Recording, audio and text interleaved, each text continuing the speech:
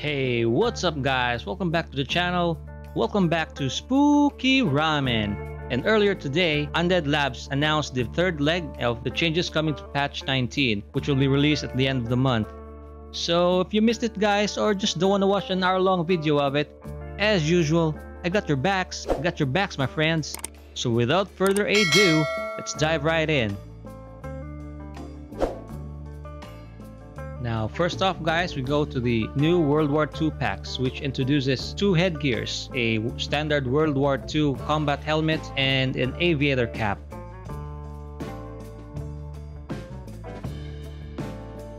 It also introduces two new melee weapons, particularly a two-handed heavy weapon in the form of a hammer, similar to those found in World War II tanks, and the Vermont trench tool, a shovel-like one-handed bladed weapon.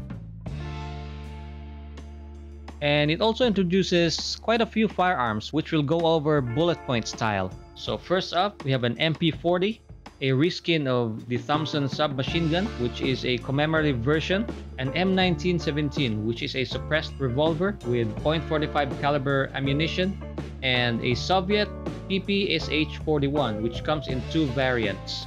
The vanilla one is a higher rate of fire submachine gun with two fire modes, single shot and full automatic. Now the updated version, called the Danger Dog, has all of the features of the original one but has an added optic, front post, and an additional burst fire mode. And finally guys, the Browning automatic rifle, which has removable muzzle brake.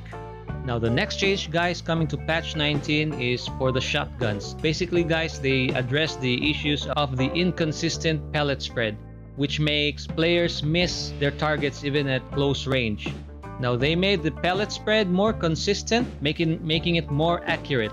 And according to one of the devs, shotguns have now two behaviors depending on the range. In the effective close range of the shotgun, you're able to make more accurate shots.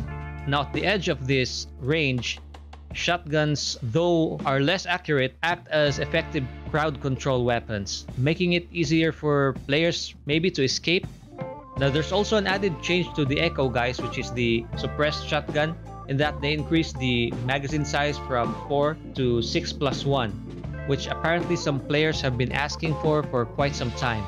So the next change guys is coming to the pyro launchers. So apparently guys, the devs are really nerfing the effectivity of pyro launchers in killing plague hearts. Currently you only use one clip to kill a plague heart with a pyro launcher, but this next update you're gonna need two. According to the devs, they're doing this in order to force players to find ways or use other effective methods of destroying plague hearts, because apparently the ease of use of pyro launchers in killing plague hearts is watering down the experience.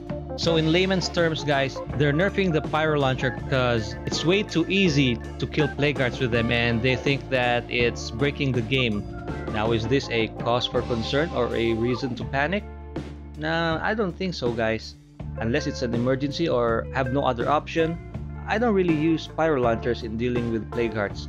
I think it's just a waste and it's not the most efficient way of killing plague hearts. To me, pyro launchers are more befitting or best suited for dealing with large hordes or clearing up infestations real fast. So yeah, I don't really think this nerf will really render the pyro launcher useless. But what do you guys think? And the next change guys is that we can now repair our vehicles in our base's auto repair shop, which I was really wondering for quite some time why they didn't include that in the first place. But finally somebody commented on this obvious oversight, and fortunately they listened. Anywho, they also added bulk crafting tools, allowing us to get 3 repair tools and advanced toolkits for the price of 2. Now the last one guys is I think the most important, and that is the changes to the loot system or the loot distribution. Now this is kinda technical, so I'll let the devs explain it themselves. I don't wanna misinterpret or misquote anything. And then we will pop some graphs onto the screen. So this is the original loot distribution that people have been seeing for a really long time. Yep. So this is like a classic bell curve, right? The most common number, and you've all been playing this for 2 years, right? So this drove the experience you knew. where finding 5 containers was really likely, 4 and 6 were pretty likely, 3 and 7 were less likely, 2 and 8 were pretty rare, almost never 1, almost never 9, and then in theory you could find 10s, 11s, and 12s. I just realized that I have not had you on the screen this entire time, which is very embarrassing.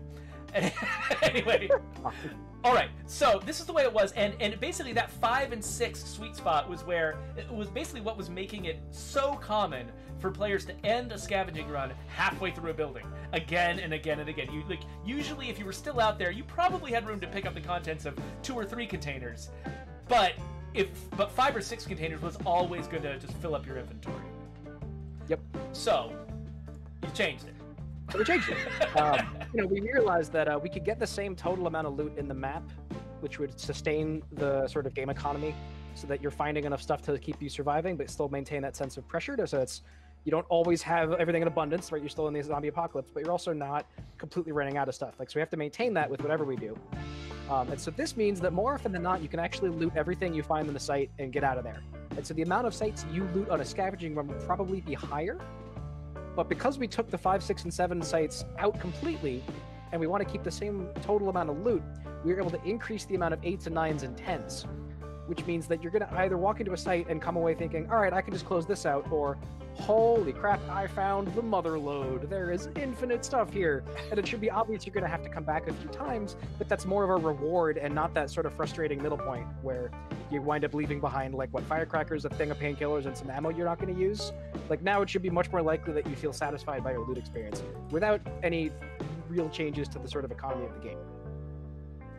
Yeah, so let me make this graph go away now. But yeah, so having played with this myself, I can definitely sort of attest that it's a much more I always... Now the devs confirmed at the end of the stream, guys, that there will be other updates coming, which will be announced next week. So we'll try to cover that as well. Now that's it for today's video, guys. I hope you enjoyed it and found it informative. And if you did, please consider liking, sharing, subscribing, and leave a comment down below of what you think of these changes. Once again, this has been Spooky Ramen. Have a great day, y'all, and peace out.